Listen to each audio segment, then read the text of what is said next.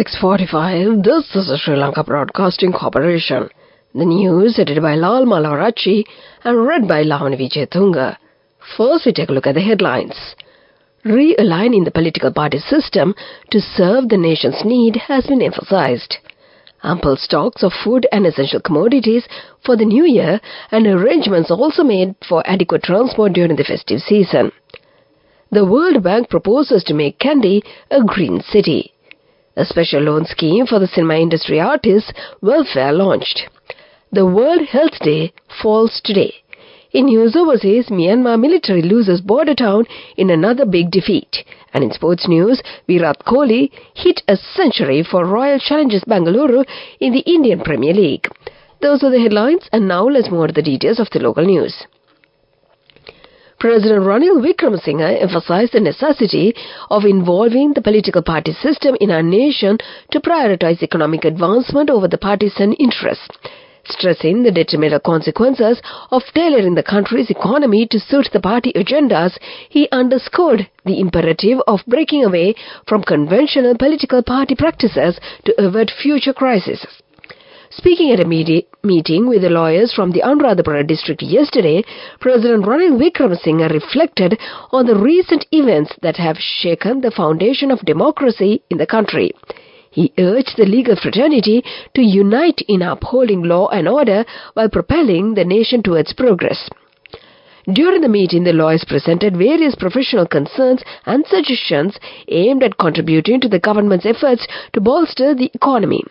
Responding to their inputs, President Wickremesinghe addressed several of their demands concurrently and announced plans to allocate funds for the establishment of a dedicated lawyers' lounge in Anuradhapura, thereby enhancing the professional stature of the local legal practitioners. Sathos's chairman Pasandayapa Abewardena assures the public that there will be ample stocks of food and other essential commodities available at reasonable prices for the public to celebrate the coming New Year season. He said that enough stocks of all commodities are available at Sathosa outlets as well as in the open market. Sathosa's chairman encouraged the public to make their purchases at government economic centres, government corporate outlets and Lak Sathosa outlets to benefit from the reasonable prices and quality products that will be available in plenty during the Sinhala and Hindu New Year season. The prices of dal, sugar, chilies and other dry rations have come down compared to the prices that prevailed a month earlier, he said. A special bus service is set in place for the public during the upcoming Sinhala and Hindu New Year season, Sri Lanka Transport Board stated. The board explained that measures have been taken to deploy around 1,400 additional buses during the festive season for the people in Colombo and suburbs who are visiting their hometowns. Meanwhile, the Sri Lanka Railways also stated that special trains will operate for a long-distance journey from the 10th of April. Under this service, around 12 additional train journeys are added to the scheduled daily. The special train services will be available for the general public until the 15th of this month.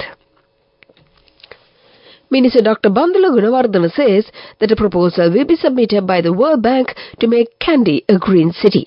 This program will be completed within the next 3 years, parallel to the proposed multi-purpose transport centre. He made these remarks to the media after a discussion was held regarding the development activities in the multi-purpose transport centre in Kandy Goods Shed Terminal yesterday.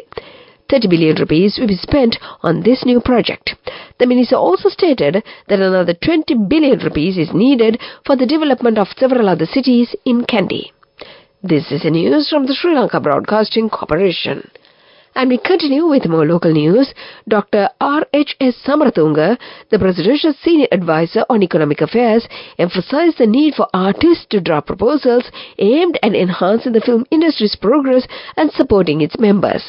This directive was issued during a recent discussion at the Presidential Secretariat regarding the modernization of Sri Lanka cinema to align with the contemporary standards and to ensure that sustainable professional growth of artists within the sector. He stressed the necessity of safeguarding the cinema sector in the country and urged for the submission of a comprehensive proposal for inclusion into the general budget or the policy framework. The World Health Day falls today. This event is observed internationally on the 7th of April, sponsored by the World Health Organization, and every year a different global issue is highlighted. The day also marks the anniversary of WHO's founding and aims to remind people that health and access to health care are human rights. The origins of the World Health Day are the same as the origins of the World Health Organization. The World Health Organization was founded on the 7th of April 1948 out of the necessity for the United Nations to have an international organization dedicated to health issues and independent from any government. The role of WHO was to deal with issues of public health and hygiene as well as provide medical relief on global scale to any nations in need of it. At the first World Health Assembly in the year 1948, it was established that from the year 1950, April 7th would be celebrated as World Health Day to raise awareness about specific health issues and concerns of the World Health Organization. And to conclude the local news, the headlines once again. Realigning the political party system to serve the nation's need has been emphasized. Ample stocks of food and essential commodities for the new year, and arrangements also made for adequate transport during the festive season. The World Bank proposes to make Kandy a green city. A special loan scheme for cinema artists welfare launched. The World Health Day falls today. And that was the local news. The main news story is brought to you by Sinhala. The main news story for this morning, Sri Lanka climbed 2 spots in the latest United Nations Conference on Trade and Development's Linus Shipping Connectivity Index, becoming the 22nd best connected country in the world. Sri Lanka's score in the index rose by 7.5% to 253.4 points in the first quarter this year from a year ago. Compared to 5 years ago, the country's score is up by 19% with an improvement of 1 spot in the global rankings. In the Middle East and the Indian subcontinent, Sri Lanka emerged as the 3rd best connected country, overtaking Saudi Arabia. Sri Lanka was able to record the 2nd highest increase in the index among the top 5 best connected countries in the region over the 1-year period. And that was the main news story. The main news story was brought to you by Sinhala. Watch Light is brought to you by CIB New Year offer. Valuable gifts and gift vouchers. 25% discount for bank cards till 10th of April. Visit CIB today. CIB revives once always. And in Watchlight this morning, Ministry of Public Administration states that all public officers, including division secretaries, should coordinate with the government institutions to carry out the required administration activities during the period. Furthermore, they have been informed to deal with disaster management and other emergencies as required. Meanwhile, the ministry has also mentioned that officials should make arrangements to implement the necessary procedures during the holiday period to ensure uninterrupted continuation of the development projects and programs related to the government's development activities. And that came to you in the segment of Watchlight. CIB New Year offer. Valuable gifts and gift vouchers. 25% discount for bank cards till 10th of April. Visit CIB today. CIB revives once always. Coming up, World News.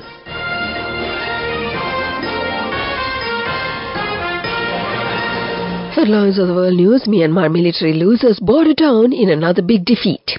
Sydney floods, warnings of further deluge as major dam spills. Mexico cuts diplomatic ties with Ecuador after George Glass arrests. Those are the headlines, and now let's move on to the details of the world news. The military regime, which seized power in Myanmar 3 years ago, has suffered another big defeat, this time in the eastern border with Thailand.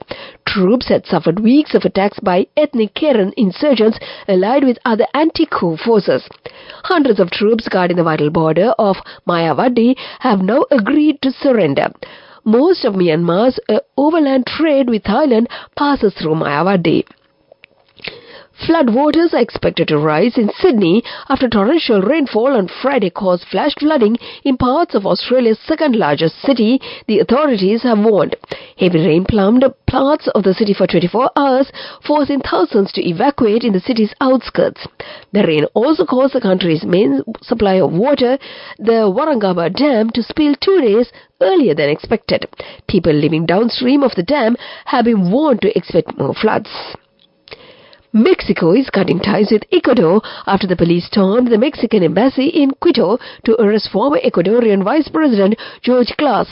Mexican President Andrés Manuel López said that they forcibly entered the embassy in a flagrant violation of international law. Glass took refuge in the embassy last December after Ecuador issued an arrest warrant against him for alleged corruption. He has now been flown under police guard to the city of Guayaquil and is expected to await trial in the maximum security prison. That was the world news, and now let's move on to development news. The government plans to make Hingurangura the 6th international airport to facilitate international flights. The Ministry of Ports, Shipping and Aviation will invest several billions on this project. With this funding, the first phase of the development will focus on extending the existing 2,287-meter long and 46-meter wide runway to 2,500 meters. Upon completion of these enhancements, the runway will also be able to accommodate Airbus A320 and Boeing B737 aircraft. The construction is to be undertaken by Sri Lanka Air Force. That is the development news. Sports news coming up. Moving on with sports news. Virat Kohli hit a century for Royal Challengers Bengaluru against unbeaten Rajasthan Royals in the Indian Premier League. Kohli stroked 113 from 72 balls as the visitors set Royals 184 to win in Jaipur. The 35-year-old's ton came from 67 balls and is joint slowest in the IPL history in terms of balls faced.